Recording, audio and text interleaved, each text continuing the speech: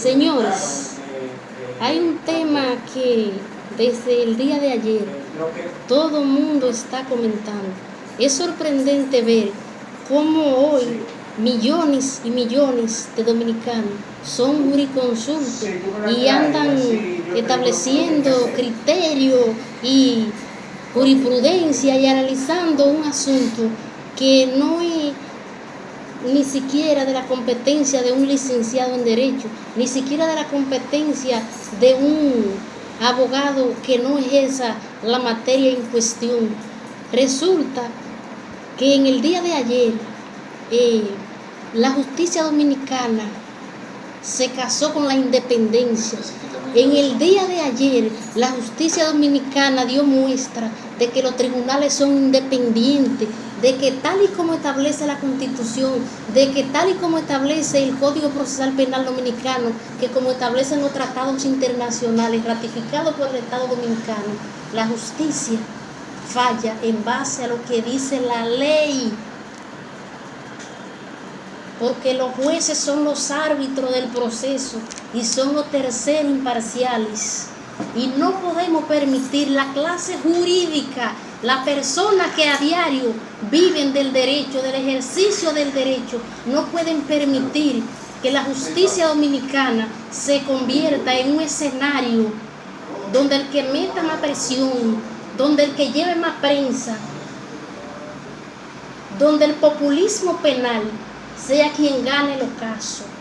A ese respecto nosotros citamos e invitamos a las personas que están hablando muchísimas cosas del tribunal, de un tribunal que se dio a respetar, de un tribunal que asentó un precedente de suma relevancia para la clase jurídica, un tribunal que le demostró a la clase jurídica que sí se puede confiar en la justicia dominicana, un tribunal que hubiese podido fallar por la presión social, pero un tribunal que por encima de esa presión social dijo: nosotros somos jueces y nos debemos al proceso y nos debemos a la ley, y la ley dice que debemos fallar en base a la prueba, probar y probar, como decían los romanos. Aquí hay que probar y aquí hay una situación procesal.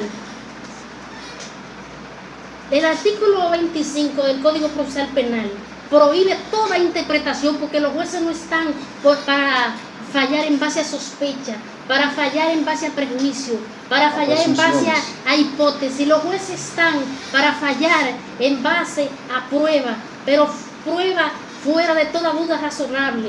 Y el hecho de que una madre o de que cualquier persona le diga a otra: resuelve eso, entre comillas. La pregunta es, ella le dio una pistola y le dijo: mátala. Ella le dio una pastilla y le dijo: hazle el aborto. No.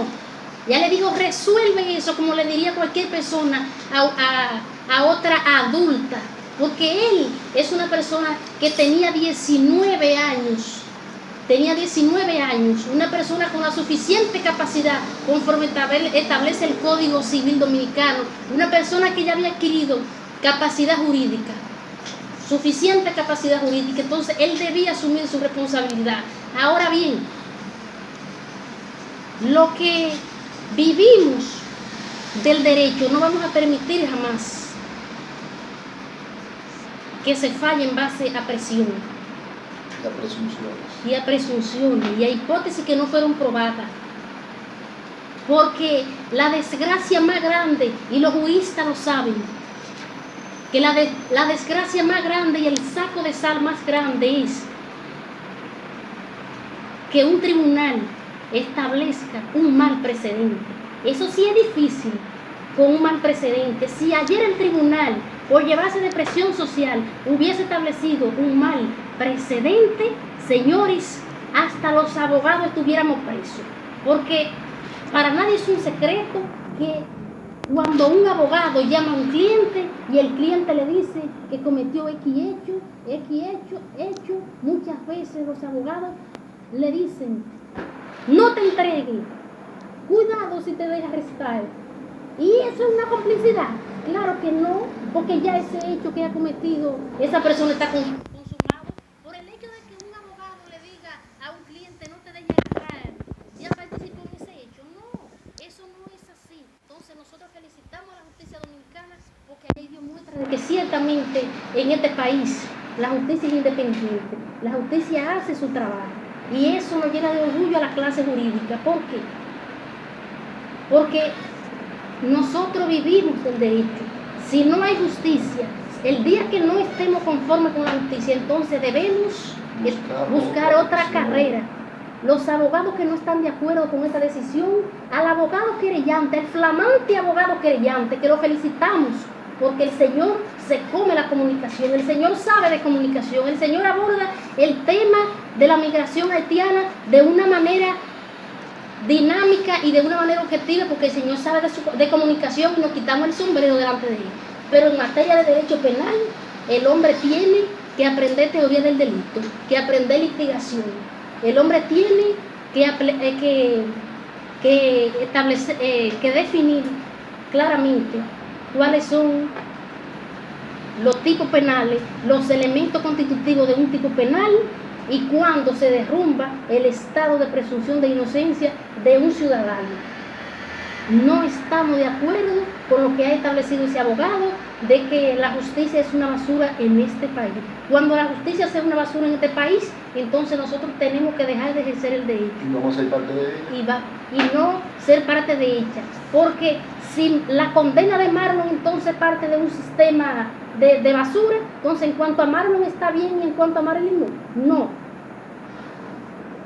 ¿Qué decía un filósofo del derecho? Prefiero un delincuente suelto y no un inocente condenado. Es preferible un inocente suelto, un culpable suelto y no un inocente condenado.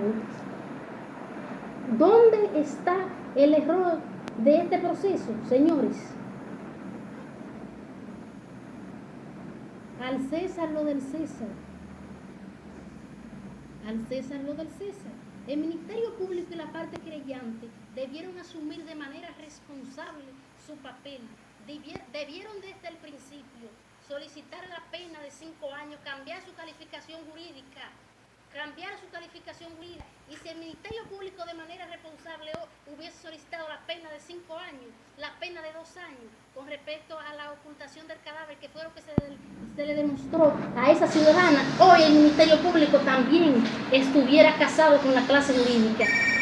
Porque en cualquier sistema jurídico, el Ministerio Público asume su responsabilidad y le dice a la víctima que no tiene prueba. Sí, pero en base a presiones sociales no podemos permitir esa situación. Nosotros nos sentimos conformes y felices porque en los tribunales se han dado a la tarea de demostrar que ciertamente quien tiene la razón se le dará y quien no la tiene no se le dará.